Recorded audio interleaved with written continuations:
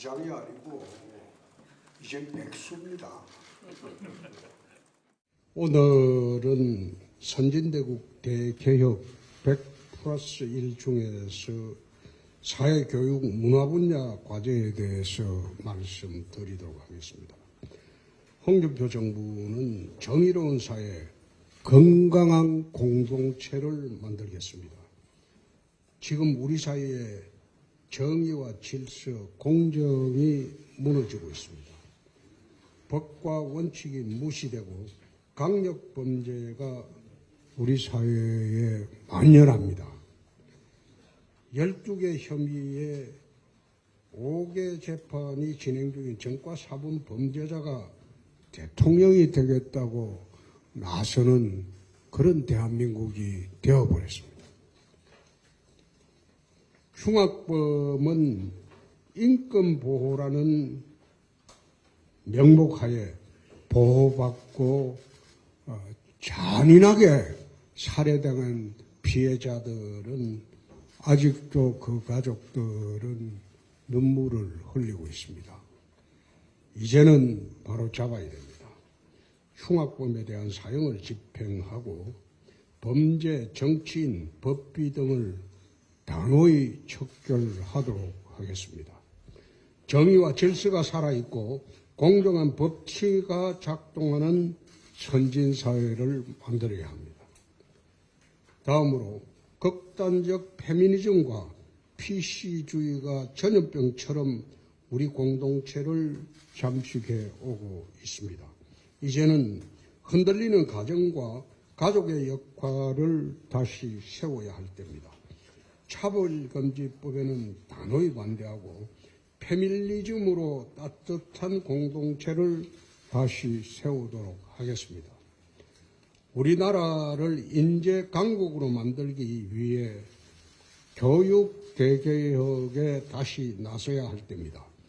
교육은 한 사람의 운명을 바꾸고 한 나라의 미래를 결정짓습니다. 평준화와 포퓰리즘에 빠진 교육 정책 때문에 우리 학력 수준이 하향 평준화되고 있습니다. 복잡하고 불공정한 입시 제도로 공정이 무너지고 계층 간의 이동의 사다리가 금이 가고 있습니다. 수능 100% 선발 원칙을 통해 대학 입시의 공정성을 확보하도록 하겠습니다. 수월성 교육을 통해서 학생 개개인의 능력과 역량을 극대화하는 교육을 실시하도록 하겠습니다. 또한 저소득층 교육복지를 위해서 경남도와 대구시에서 시행한 여민동락 8080을 시행하도록 하겠습니다. 중위소득 기준 하위 80%의 중고생을 대상으로 연간 최대 80만 원까지 보조하는 그런 사업입니다. 여민동락 8080으로 대구와 경남 중고생들은 강남 교육 콘텐츠인 서울론을 보며 지금 공부를 하고 있습니다. 서울론은 오세훈 시장이 역점을 두고 추진하고 있는 저희 정책과 비슷한 정책입니다. 오세훈 시장의 서울론을 홍준표의 여민동락 8080에 접목하여 집안이 어려운 전국의 중고생들이 강남 인터넷 강의를 들으면서 마음껏 공부를 할 수 있도록 하겠습니다. 교육재정의 칸막이를 허물고 고등교육 지원을 확대하며 유보통합을 가속화해서 맞벌이 부부와 저소득층 가정의 육아부담을 덜도록 할 것입니다. 지원은 하되 간섭하지 않는다는 원칙하에 문화대국 코리아를 만들도록 하겠습니다. K컬처는 이제 세계가 함께 즐기는 글로벌 콘텐츠가 되었습니다. 창의성과 다양성이 존중되는 민간 주도의 문화 생태계를 조성하도록 하겠습니다. 이를 위해 사회, 교육, 문화 분야 주요 공약을 지금부터 말씀드리겠습니다. 첫째, 흉악범 사형 집행을 하도록 하겠습니다. 우리나라가 지금 오랫동안 사형 집행을 유보하는 바람에 일부에서는 사형 폐지국으로도 분류되고 있긴 하지만은 형사소송법의 455조인가? 여러분 한번 찾아보십시오. 거기 보면 판결 확정 후에 6개월 내에 사형을 집행하여야 한다. 법률에는 그래 되어 있습니다. 강제조항으로 되어 있습니다. 여태 사형 집행을 하지 않는 법무부 장관은 모두 직무유기를 한 겁니다. 그래서 이제는 홍준표가 들어오면 형사소송법 규정에 따라서 반드시 흉악범은 사형 집행을 하도록 할 것입니다. 두 번째, 모든 범죄자는 감방으로 가야 됩니다. 범죄 정치인과 법비, 법꾸라지, 경제절실을 무너뜨리는 경제사범, 가짜뉴스와 허위선동하는 사이비 유튜버들, 이런 사람은 법과 정의의 이름으로 반드시 척결하도록 하겠습니다. 세 번째, 마약 범죄와 전쟁을 하도록 하겠습니다. 제 기억에는 제가 검사할 당시에 한 40년 정도 됐죠. 그때는 한국은 마약 청정국이었어요. 미국이 인정하는 마약 청정국이었어요. 근데 어느 사이에 한국이 마약 유통국으로 전락하는 것은 순식간이었습니다. 그래서 마약 범죄에 대한 것은 특별히 이거는 처단할 수 있는 그런 조치를 강구하겠습니다. 네 번째, 간첩죄 적용 범위를 확대하겠습니다. 이게 형법을 처음 만든 게 지금 한 60년, 70년 넘었죠. 넘어가지고 이제는 간첩죄 적용 범위를 확대하지 않으면 최근에 군기밀도 중국인들이 수집해서 가는 것도 이 간첩죄 적용을 못합니다. 그래서 이거는 형법을 이제는 개정을 해야 할 때입니다. 다섯 번째, 차별금지법은 저는 반대합니다. 사회적 소수자나 특정 집단에 대한 지나친 옹호는 사회 전체의 균형을 해칠 위험이 있기 때문에 저는 차별금지법을 반대합니다. 극단적인 페미니즘을 주장하는 정치적 올바름, 이 PC주의라고 하죠. 거기도 저는 반대합니다. 건강한 가정이 해답이다. 나는 페밀리즘으로 봅니다. 우리 사회의 건강한 가치를 지키기 위해서는 페밀리즘이 새롭게 정착을 되는 사회가 되어야 합니다. 동성애는 나는 반대는 하지 않습니다. 각자의 취향이기 때문에. 그러나 옹호도 하지 않습니다. 자기들이 자기 결정권입니다. 존중합니다.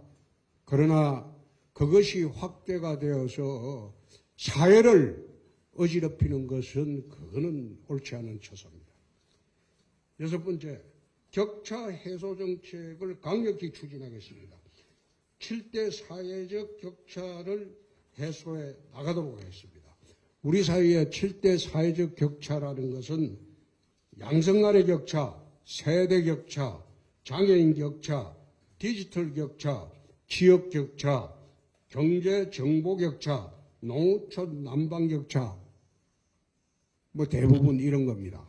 이것을 격차 해소하는 것은 정부의 책무이고 가정과 공동체도 함께 힘을 모아야 할 그런 문제입니다.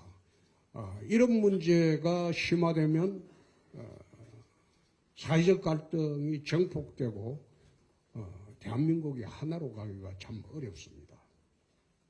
일곱 번째, 의료 대란을 조속히 해결하도록 하겠습니다.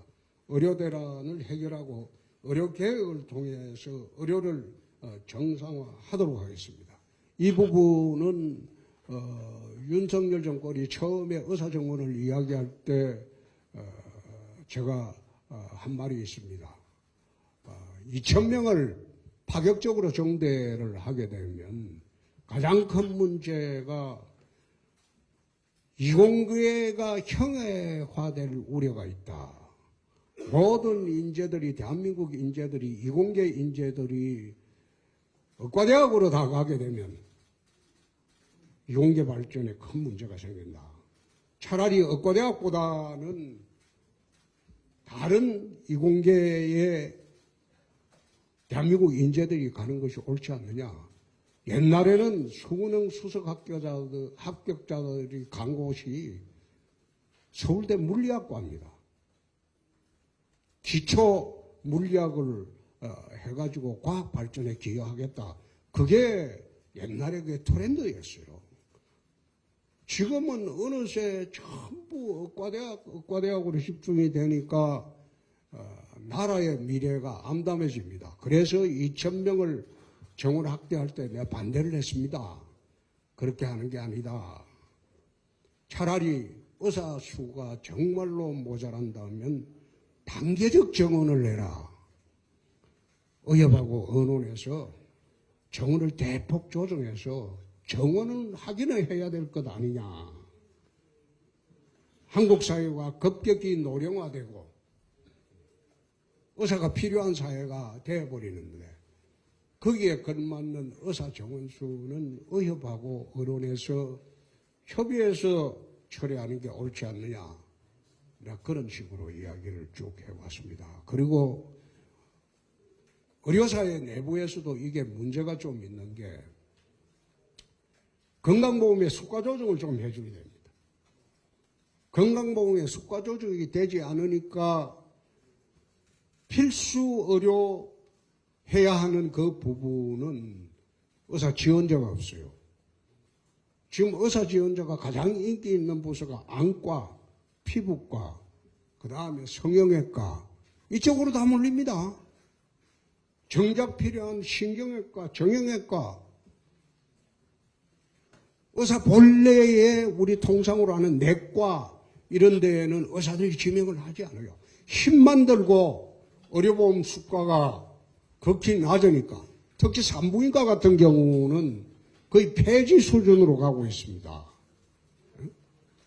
요즘은 사람 출산하는 것보다도 개 출산하는 비용이 더 많이 든다. 그런 시대가 돼버렸어요.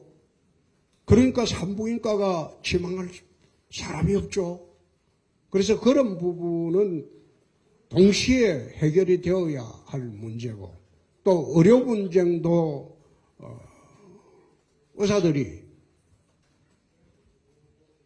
참 이게 심각하게 우리가 받아들여야 할 부분. 위험한 수술을 피하고 있어요. 위험도가 너무 높은 수술은 의사들이 안 하려고 합니다. 회피하고. 그럼으로써 환자는 수술도 받아보지 못하고 그냥 사망하게 되는 그런 현상이 많습니다. 그래서 의료 분쟁에 관한 이 문제도 우리가 좀 조정을 해야 할 때 아닌가 그런 생각을 갖습니다.